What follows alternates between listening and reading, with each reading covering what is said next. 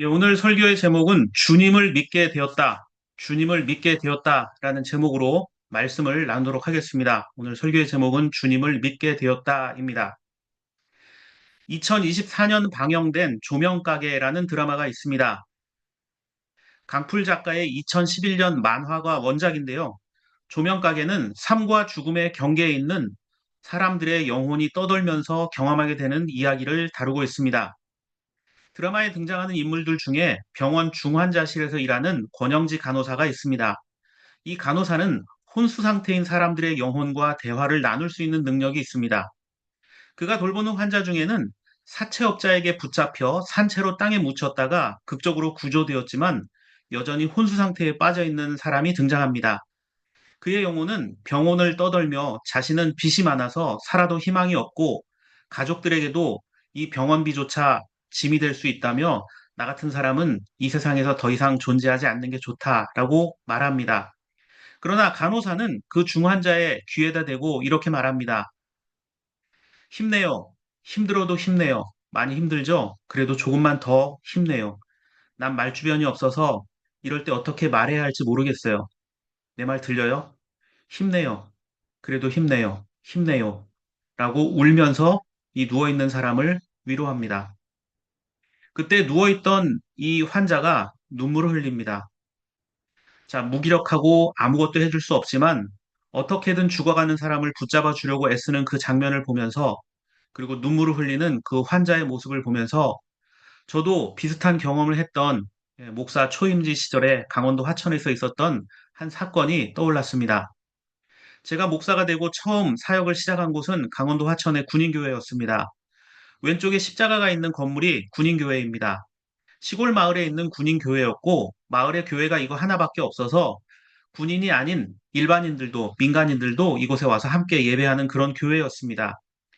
제가 교회에서 사역하고 있을 때 어느 날 미국에서 교회로 국제 전화가 걸려왔습니다. 낯선 목소리의 여자분이었습니다. 그분은 자신의 친정집이 교회 옆에 있는 큰 나무가 있는 곳이라며 이야기를 시작했습니다. 이 여자는 자기가 어려서부터 군인교회를 다녔던지라 미국에 건너와 사는 지금도 신앙생활 중인데 자신의 아버지는 철저하게 평생을 무신론자로 살아왔다라고 이야기했습니다. 그런데 얼마 전부터 90살이 다 되신 아버지는 대소변조차 남의 손에 의지해야 할 만큼 너무나 약해지셔서 이제 임종을 앞두고 있는 상황인데 돌아가시기 전에 꼭 예수님을 만나고 세례를 받았으면 좋겠다라는 것이었습니다.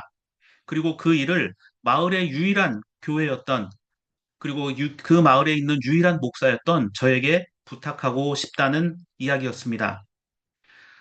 그런 일이라면 얼마든지 해드릴 수 있으니 걱정 마시라 하고 다음날 군종병 형제와 함께 가운을 입고 그 집을 찾아갔습니다. 세례식을 준비하고 또 복음을 제시하려고 만반의 준비를 갖추고 찾아갔습니다. 그런데 웬일입니까? 그곳에서 할머니를 만났는데 이 할머니는 그 할아버지의 병관을 하고 있던 부인이었습니다. 이 할머니께서 나오시더니 어서 오십시오라고 할 줄 알았는데 그렇게 말씀하지 않고 저에게 뭐라고 얘기했냐면 우리 할아버지는 교회 안 다니는 분이고 이렇게 찾아오시면 우리 손주들한테 부정을 타요. 그러니 가세요. 라고 하셨습니다. 평생 교회와 상관없는 삶을 사셨던 분이기 때문에 교회가 집안으로 들어오는 것 자체가 굉장히 부정을 탄다고 이야기하셨습니다. 아, 그렇다면 할아버지를 뵙고 기도만이라도 해드리고 가겠습니다. 라고 했더니 손사래를 치면서 안 된다고 하시길래 저와 군종병은 발길을 돌릴 수밖에 없었습니다. 그렇게 며칠이 지났을까요? 또 미국에서 전화가 왔습니다. 전에 말씀드린 전화했던 그 따님이었습니다. 그분은 이번에 울면서 저에게 부탁을 했습니다. 어머니에게 다시 잘 이야기했으니 목사님 꼭 가서 우리 아버지 좀 만나 주십시오. 그래서 제가 다시 다음날 또 기도하고 찾아갔습니다. 이번에는 할머니께서 문을 열어주셨습니다. 그런데 표정은 영 못마땅한 표정이었습니다. 억지로 문을 열어주시면서 그 할머니가 저에게 이런 말씀을 하셨어요. 우리 할아버지 힘드시니까 기도만 하고 빨리 가세요. 자, 이런 조건을 제시했고 제가 드디어 할아버지가 누워있는 방으로 들어갔습니다. 그렇게 할아버지가 누워 계신 방에 들어섰을 때 그 방 안은 어둡고 누가 봐도 이제 이분은 얼마 삶이 남지 않았구나라고 느낄 수 있을 정도였습니다. 저는 이분에게 여쭤봤습니다. 선생님 들리십니까? 하고 물어보았지만 아무 반응이 없었습니다. 그래도 저는 성경을 펴고 복음을 전했습니다. 예수님을 전했습니다. 예수님을 믿어야 하나님 자녀가 된다고 복음을 제시했습니다. 복음을 제시하는 시간 동안 가쁜 숨소리만 들릴 뿐 아무 반응이 없었습니다. 그리고 제가 선생님, 이제 영접 기도를 할 겁니다. 영접 기도는 예수님을 마음에 모시는 겁니다. 영접 기도가 끝나고 예수님 이름으로 기도하면 아멘이라고 하시면 됩니다. 그러면 주님이 찾아와 주실 겁니다. 그렇게 짧은 영접 기도를 마치고 예수님의 이름으로 기도합니다. 라고 제가 그렇게 기도를 마칠 때 이 할아버지께서 이런 반응을 보여주셨습니다. 아주 들릴 듯 할 듯 아주 작은 소리로 아멘이라고 하셨습니다. 정말 작은 목소리로. 그곳에 계셨던 할머니도 깜짝 놀랐습니다. 말 한마디 못하던 양반이 어떻게 갑자기 아멘이란 소리를 냈을까? 저는 마음이 급해졌습니다. 그래서 세례식을 하겠다고 말씀드리고 간단한 문답 후에 세례를 했습니다. 세례를 하고 나서 마쳤을 때 이 할아버지는 힘도 없어 뜨지 못하는 눈 사이로 눈물을 흘리면서 다시 한번 더 작은 목소리로 아멘이라고 하셨습니다. 할아버지 세례식을 마치고 돌아보니 할머니도 울고 계셨습니다. 며칠 뒤에 미국에서 그 따님에게 또 전화가 왔습니다. 예전에는 안타까움에 눈물을 흘리며 했던 전화라면 이번에는 기쁨에 울면서 하는 전화였습니다.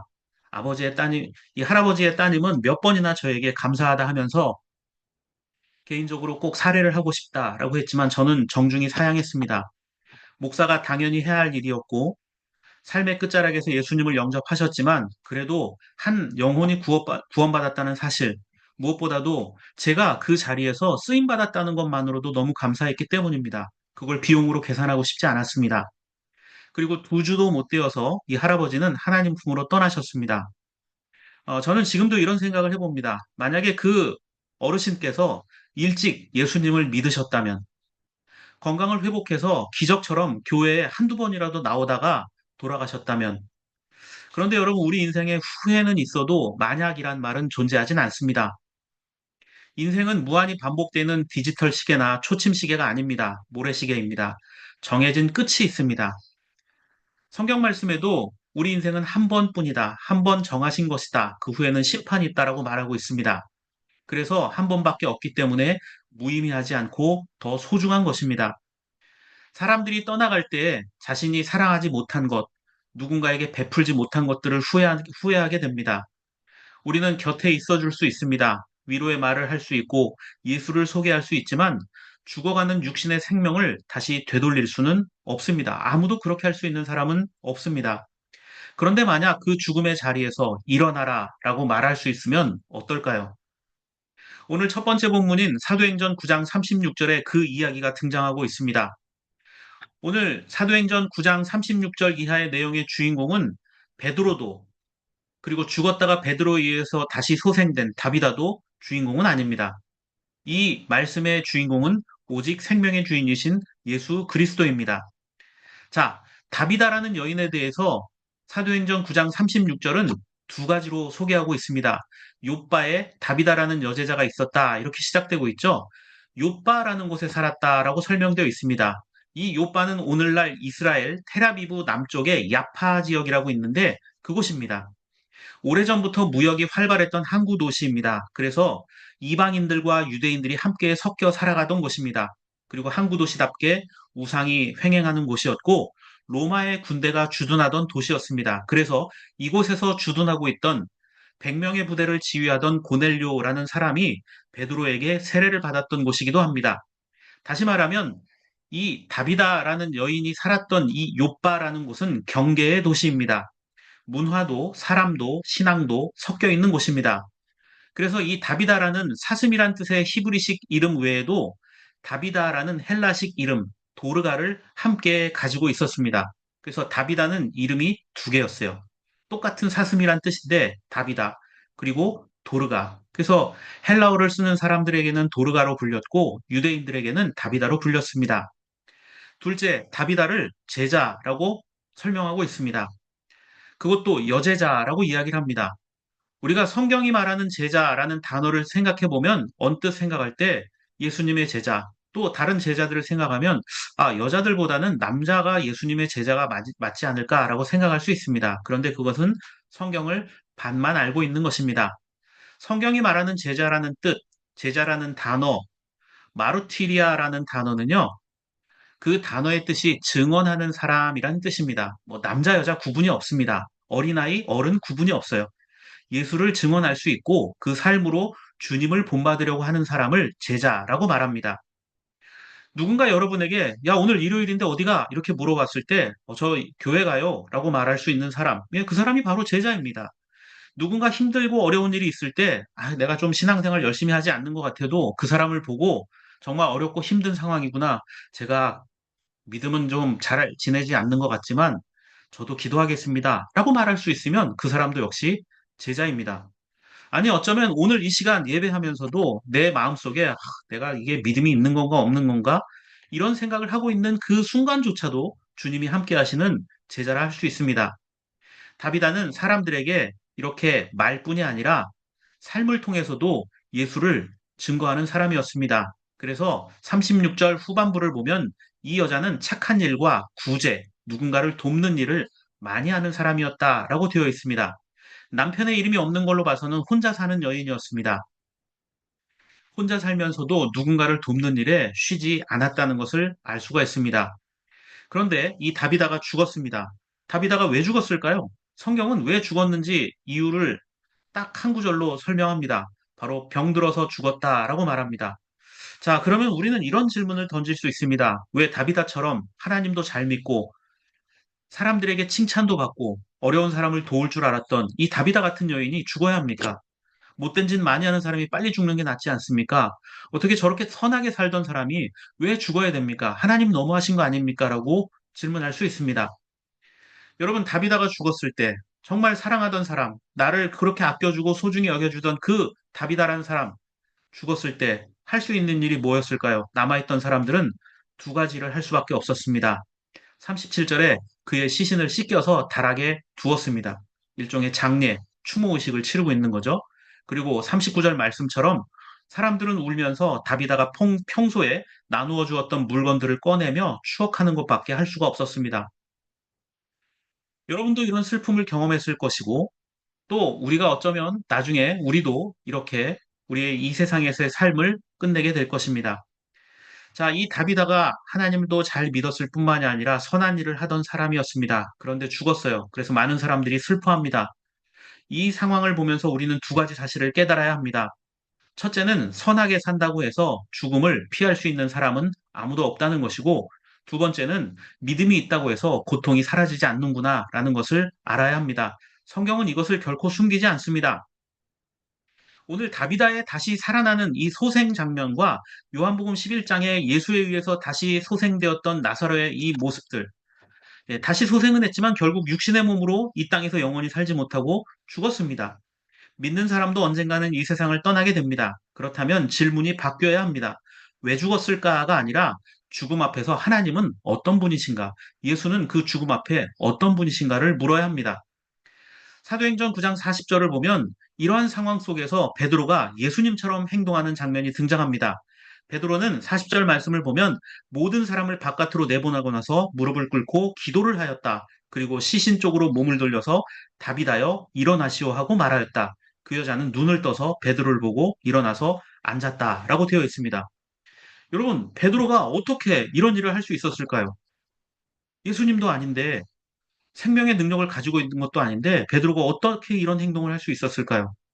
베드로가 이런 행동을 할 수 있었던 근거가 있습니다. 바로 마가복음 5장 말씀인데요. 마가복음 5장 37절부터 42절 말씀을 보면 예수님께서 죽었던 회당장 야이로의 딸을 살려내는 그 모습이 있습니다. 12살 된 그 야이로의 딸을 살려내는 예수님의 그 모습. 그때 누가 함께 했냐면 베드로와 야고보와 그 동생 요한 이 세 사람이 예수님을 따라가서 이 죽었던 소녀가 살아나는 모습을 직접 경험하게 됩니다. 이때 베드로는 깜짝 놀랐습니다. 우와, 예수님이 사람을 살리는구나. 그것뿐이었어요. 예수님 능력 있는데 신기한데 주님께서 죽은 소녀를 살렸던 그 장면들 나중에 베드로는 부활하신 주님을 세 번이나 만났습니다. 심지어는 도망을 치거나 문을 걸어 잠그고 무서워 떨고 있을 때에도 주님을 만나서 위로와 용기를 얻고, 아, 예수님은 어떠한 상황에서도 나와 함께 하시는구나. 내가 잘못했을 때에도, 도망갔을 때에도, 절망했을 때에도, 부활하신 주님을 모른 채 했을 때에도 여전히 주님은 나를 찾아와 주시는 분이구나. 그래. 이제는 내가 주님을 온전히 믿고 따라야겠다. 비록 주님은 내 옆에 계시지 않지만 언제나 나와 함께 하셨던 그 주님을 이제 나는 꼭 붙들고 사람들 앞에 당당하게 나가겠다. 그래서 베드로의 삶이 변화되었습니다.